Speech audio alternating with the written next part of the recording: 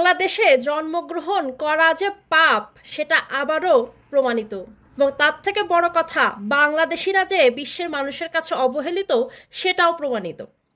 এই যে আপনারা সবাই জানতেন যে পৃথিবীর কোনো দেশে যদি একদম কম খরচে পড়া যায় তার মধ্যে হচ্ছে জার্মানি অন্যতম, কারণ জার্মানিতে পড়াশুনো করার জন্য কোনো টিউশন ফি নেই। তো তার জন্যই দেখা যাচ্ছে বাংলাদেশিরা জার্মানির প্রতি বেশি আগ্রহ প্রকাশ করে। কথা হচ্ছে সেই জার্মানিতে যাওয়ার জন্য এখন যে ওয়েটিং পিরিয়ড, মানে জাস্ট আপনি ভিসার জন্য ইন্টারভিউ ফেস করার জন্য আপনাকে প্রায় 3 বছর ওয়েট করতে হবে। এবং বাংলাদেশে যে জার্মান অ্যাম্বাসি আছে তাদের পরিসংখ্যান অনুযায়ী প্রায় 80,000 ক্যান্ডিডেট জার্মান ভিসার জন্য অ্যাপয়েন্টমেন্ট নিয়ে বসে আছে।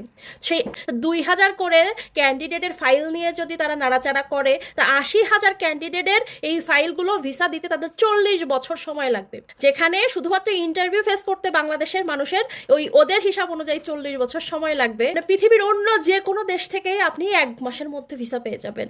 এই হচ্ছে ব্যাপার। মানে জার্মানির যে লোকজন তাদেরও আসলে ওই অর্থে গরজ নেই যে এই জিনিসটা খুব তাড়াতাড়ি সলভ করে এই মানুষগুলোকে আগে আগে ভিসা দেওয়ার ব্যাপারে।